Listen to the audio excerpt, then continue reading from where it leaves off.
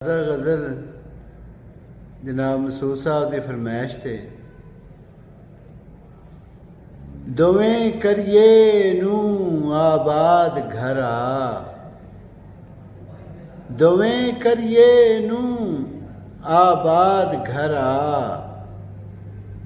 किसे दी विछड़ी हुई याद घर आ, किसे दी विछड़ी हुई याद घर आ। इसे लई आस दा नहीं बूहा ढोया, इसे लई आस दा नहीं बूहा ढोया, कदे सुनसी मेरी फरियाद घर आ, कदे सुनसी मेरी फरियाद घर आ। मैनू हुसड़ां दा कैदी करन वाला, मैनू हुसड़ां दा कैदी करन वाला, रवें हर कैद तू आज़ाद घर आ, रवें हर कैद तू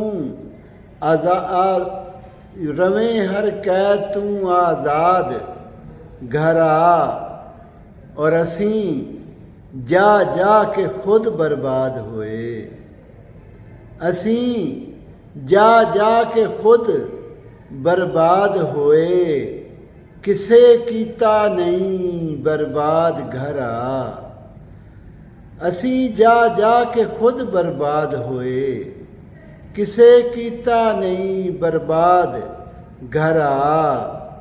तेरे बाजू सफ़र है किवें कटिया, तेरे बाजू सफ़र है किवें कटिया, कदी सुन लै मेरी रूदाद घर आ, कदी सुन लै मेरी रूदाद घर आ। और मेरे सीने ते रख दे हथ अपना, मेरे सीने ते रख दे हथ अपना, उखड़दे साह दी कर इमदाद घर आ, मेरे सीने ते रख दे हथ अपना, उखड़दे साह दी कर इमदाद घर आ।